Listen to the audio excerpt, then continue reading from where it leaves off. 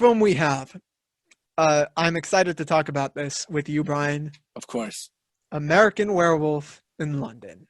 Mm. Oh, I'm sorry. An American Werewolf An American in Werewolf. London. Yeah. Implying that there might be more than one. Because who knows? You get bitten by a werewolf, you cause havoc wherever you are. There's werewolf Nazis, but other than that. There's the wolf among us. There's the wolf man. There's the wolf man. There's the wolf cub. There's Into the Woods starring what's his name again? What's his name again? The guy who we hate, the Meryl Streep. No, the British guy who's a late night host. Oh, James Corden? James Corden, yeah. Into the Woods starring James Corden. The guy we hate. Don't put that shit on me, dude. Hey, man, we don't like him. You. We know that he lies. That's it. That's all we know. Hey, Michael, can we get that video of James Corden lying about to Arnold Schwarzenegger? Yeah, can we get that video? Okay, 1981, An American Werewolf in London came out, directed by what's his name? John Landis. And John Landis, he's directed a lot of films. He has kind of a rocky history. He's probably most famous and not most famous for his work with Michael Jackson in Thriller. You know, everyone thinks of Thriller, the music video, as Michael Jackson, the werewolf, the goblins, the zombies. But John Landis was a big part as to why that video is so iconic. And here he is doing a feature with that werewolf aspect. Am I wrong in thinking that they showed actual footage from the movie in the Thriller? Because there's that scene in the music video where they are in the movie theater and they're watching An American Werewolf. Were they watching it, or was it Michael Jackson up on the screen and he turned into a werewolf? No, that's the very end of the music video. But in the very beginning, yeah, they're watching An American Werewolf. Are you sure? I don't know, dude.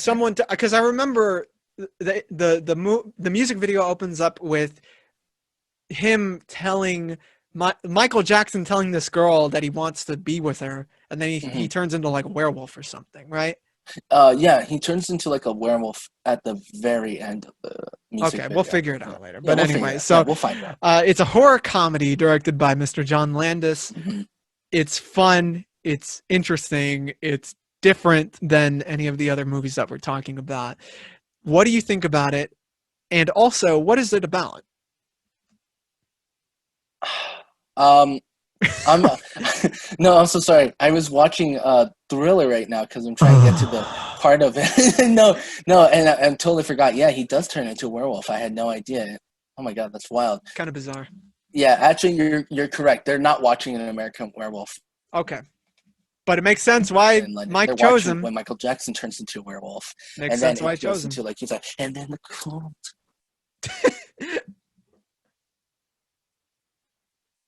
Hello? Sir? The internet got cut out for some reason. It's because of those tabs, dude. I know, it really be. All right, no, continue. I'm so sorry I interrupted. It's okay, I'll cut this out. But, okay. So, American Werewolf in London. What is it about, and what do you love about it? I love American Werewolf in London, and An American Werewolf in London. You gotta remember that shit. I know. Come on now. I like the dream sequences the most, compared to the werewolf scenes, actually, where he's sort of like, I forget the plot sometimes because it's been such a long time. He gets attacked by someone who's a werewolf, and then he kills his own friend, and then he just has constant dreams of him killing his friend, correct? And then that's where he... So what happens is that two American travelers, they look like they're on a pilgrimage just going through London and Europe and all that, and they come to this town that is very fearful and secluded and weird and bizarre, and they leave that town because they're weird and bizarre, and they run into a werewolf, and our main character is attacked. He becomes a werewolf. His friend dies, but his friend haunts him as he gets better, and he starts a relationship with this nurse who helps him back to health. And he says, you have to kill yourself before you kill other people as a werewolf. And our main character is scared. He's he thinks he's losing his mind Oh more yeah. so, and then he becomes a werewolf and he knows that he's very much not losing his mind. Mhm. But even though that sounds like a terrifying concept, they handle it with so much levity, it's kind Honestly, of yeah. ridiculous. You know what I mean, Brian? No, yeah, I definitely know what you mean. Like, it was a unique concept in like a very, if it was taken seriously, you could like make a really scary horror film with it. Yeah. Like almost have a Donnie Darko kind of aspect within it, right? Yeah. But yeah, they went a sort of 180 with it, and they made it like a comedy. And A buddy comedy. I know, and I love it so much. It's too funny. His friend who died comes back, and every time he shows up, he becomes more and more disfigured. Yeah. his body starts to rot more and more. Yeah. And he's just he's like, hey man, whatever, you know. You just gotta. Can you just kill yourself? Can you just kill yourself right now? Because I'm gonna be like this forever, and you could take care of it like that, you know. So what's going on? So what about this movie really stands out amongst the other movies that we're talking about for you, Brian? I think there's one aspect with it is the moral dilemma on responsibility. You know, most horror films, in the sense of it's more or less you versus the actual main villain, right, or the main creature. But in this time, it's you. You're the main creature. The person that you're supposed to be rooting for is his own enemy, and he has the moral dilemma and question of, do I live my life with knowing that I have this curse and I can hurt people, or do I end my life right now and everything that I love for in knowing that my best friend died from this, and also I have a responsibility not just to myself and to the people I love, but to everyone. To the dead. To the dead too, yeah. Yeah. Especially to those Nazi werewolf zombies that come out and they shoot up the place. That's my favorite scene. I'm not gonna lie. They're annoying, dude. They're annoying. Yeah, but that scene was hilarious. Not gonna lie, they just come in there. One thing that I love about it is how the main character is so American within this environment. Yes. And he's just like, oh, whatever. I'm cool. I'm fine. And there are moments where it really lets him breathe. And there's a scene specifically where he's at home waiting for his like girlfriend to come back because she works at a hospital, and he's just like hanging out, kind of bored. They play Creedence Clearwater Revival, and it's just this fun break in between the horror psychological elements of the movie, you know. And I really do appreciate those parts of it, you know, that it's self-aware, like, okay, this is kind of a silly concept, but we know this. Yeah, I always love it when they do sort of like real quick sidebar of a film that I wish could have had breaks, but I think they did kind of have breaks, was Uncut Gems, you know? Oh, it's yeah. It's a very fast-paced action movie. It gets your heart bumping, and then I think you truly relax when the end, I mean, it's been a year, so I think I'm fine with. Have you seen it or not? It's on Netflix. You're good. When it's on Netflix, you can talk about it. Oh, okay, all right. Yeah, when Adam Sandler's character dies, you know, you get that true sense of like, oh, all right, now I can actually breathe. Oh, the gems! Oh, the gem! I told you! I told you about the gems! Never good to have grown-ups 3. Yeah, he said that shit. If I don't win an Oscar for this performance, I'm gonna make shit. Grown-ups 3. Why didn't I include that in our set list? I know, we should just put some grown-ups or Jack and Jill. Too. Yeah, Jack and Jill. Where they got Al Pacino to whore himself out. Oh yeah. For Dunkin' Donuts. Oh, say hello to my chocolate butt. My chocolate butt. Oh man, no. But yeah, I appreciate when movies take breaks in themselves. Like, they know that they're serious, but at the same time, they know, like, sometimes you need a break, you know? You need to take in the aspect. You need to take in the scenery and be like, wow, I'm really watching a movie about the most American man having a dilemma on to either kill himself or not because he's because he's a werewolf. Yeah, Thank God. I also love the aspect of the character that he's subtly convinced himself that he is losing his mind, because whenever he talks to his dead friend who just sits and he's like filled with maggots and shit, he's just casual like, wait, what? I have to kill him? Like, he has that attitude. Uh-huh. They could have been doing a podcast essentially. It's basically us. Am I the dead friend and you're the werewolf? I'd like to think so, but in reality, I'm the werewolf and you're the. Yeah, probably, Brian. I mean, I'll accept it. I'll accept it. Just kill yourself, Brian. All right, well, bye. I'm not convinced. I'm not convinced. One thing that actually is terrifying about this movie is the scene or scenes where he does turn into a werewolf. Mm-hmm. His performance, I think, is exceptional, and the prosthetics are beautiful, incredible. So based on the prosthetics and that being a very defining part of the movie, I'm going to ask you for the movie question. What are some prosthetics that you love, that are your favorites within film in general? Ooh, that's so hard. Oh my God, that's actually really rough because there's a lot of great films out there with amazing prosthetics, but obviously I would have to go hands down with The Thing. I think the prosthetics within that are amazing. Then the prosthetics in oh my God, what was it? And I was going to say Independence Day, but I think that's like third on my list. Welcome to Earth.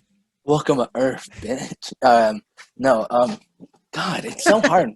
Oh my God, it's so rough because every horror movie, well, the original horror movies, I would say, have amazing prosthetics. Yeah, I mean, always go through this path of because that's the thing about horror. Horror is a very cheap genre, and it's super non-expensive to make a good horror film. And I think that the best horror films have done it in a cheap bundle. Like, for instance, Evil Dead. That's a great film. Everything was I think sometimes they would sleep in their own grandparents' house, and then sometimes they would film in their own home. They went to dentists for their money. I know. They're loaded. Mm-hmm. No, the prosthetics in Evil Dead are exceptional, especially within horror, because they have this very comic book look to that. Like the Deadites themselves, whenever someone gets turned, their eyes, they go complete white. They get these crazy makeup jobs done on their face, and especially in something like they become a tree. They become a tree. Yeah. I think that's the most incredible part of it, when they become a tree. I was going to say, when we had our movie night, I was a little worried about that scene with the folks. Yeah, well, we saw where that got us. I know. Damn you. With Ashley not being real. With Ashley being a robot, Mackenzie somewhat being a robot. Yeah, well, it's because of that tree scene, dude. I know, ever since then. But I gotta say that I think some of my favorite prosthetics are within Star Wars, obviously. You get a lot of great makeup jobs, especially in that scene with the cantina. Yeah, you get all these weird-looking aliens, and they're beautiful and all that. I mean, God knows the prequels could have used more of that type of, physical realism to it. RoboCop has some pretty amazing prosthetics within it, the original. Oh, yeah, the original. When you see Peter Weller unmasked, his face, he looks like he's actually a machine. He does, yeah. Yeah, and when the acid falls on that one thug, and he's just yeah,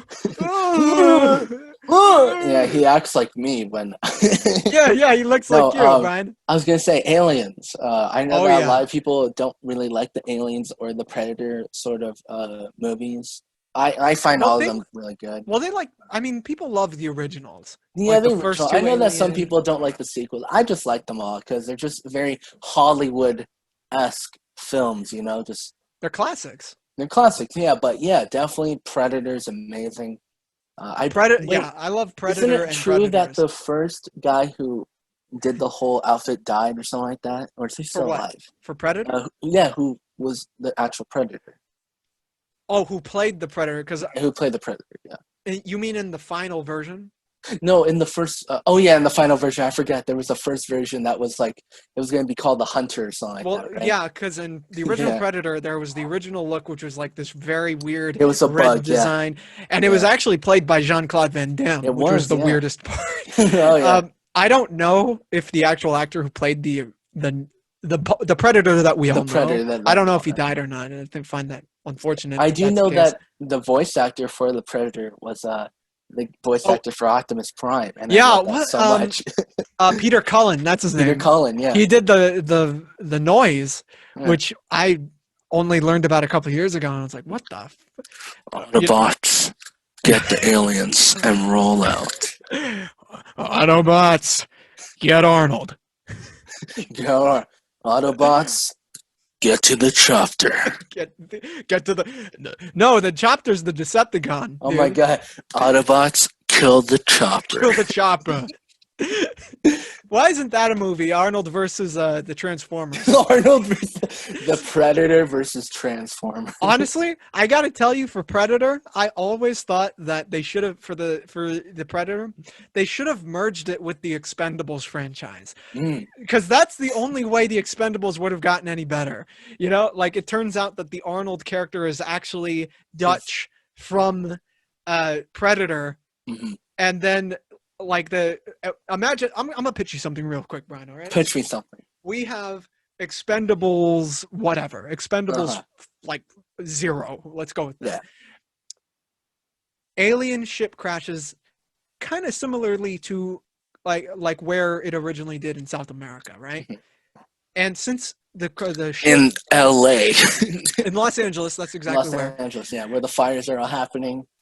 And since Arnold has history with it, he knows that something's going wrong. Like he knows that these things might be back, and he tells his friend Barney Ross about his history. You know, he gets more in depth about who he really is. You know, his identity is actually a falsehood. You know, he's originally Dutch. We get that reveal, and then we get some of the Expendables going to the crash site, and out of the ship comes Adrian Brody from Predators. Predators. They found a way to get off the planet, and they're coming in to warn the Expendables that an invasion is coming. And then we get the Expendables versus Predators. I was gonna say, two quick things. That's more of a comic book. I was gonna say, yeah, in Dark Horse Comics, there was a really weird comic that I read where the Predator and Archie mixed together. I saw that, yeah. And it's the most funniest thing. And now that you were telling me about the Expendables, imagine Predator with Riverdale. You know, if that happened, I would definitely watch the show. Well, I mean, Archie's crossed over with everyone. They did a Punisher crossover. They did. Where he came to Riverdale looking for like the guys who spiked the punch bowl at the the prom. At the prom. He is at the prom with an AK, you know. I was gonna say the one with Adrian Brody. They made a comic book explaining what happened. Yeah, later. That's right. It's a really cool comic book. They attacked like a super predator with like 4 arms and stuff like that. Come on now, you know you want it. You know you want it. Yeah, you know you want it. Yeah. Piece of shit. I mean, I know that a lot of people don't like the newest one a whole lot. The Predator. What is it called? The Predator. It's called The Predator. Yeah, it's by good. the original guy. Yeah, I enjoyed it a lot. Representation for people with autism. There I am. That's you, Brian. That was me also up there. Hey, I can relate to it. I can relate to it. No, I can't do any of that science shit, but I can be weird. I'm not gonna lie. It wasn't like a very horror movie. It was just a Hollywood movie. It was just like. Yeah, it was a Shane Black. It reminded me like Deadpool 2, you know? It's funny, but at the same time, not as good, you know? Yeah.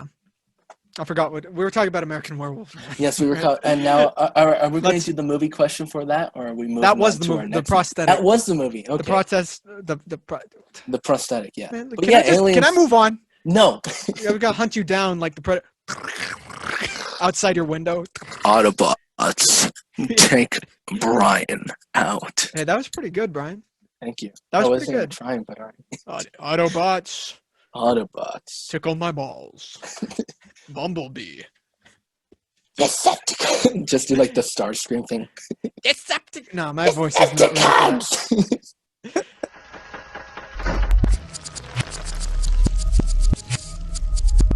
The GOAT Podcast is proof you don't have to look any further for movie news, reviews, trailer reactions, or special discussions. Subscribe, get notified about what's going on, and I promise you'll be entertained by our daily content on YouTube. If you want more, we're on Twitter at GOAT Film Podcast, Instagram The GOAT Podcast, and the GOAT Movie Group on Facebook. Get connected with us, see what's happening, and make sure to love it while you're doing so.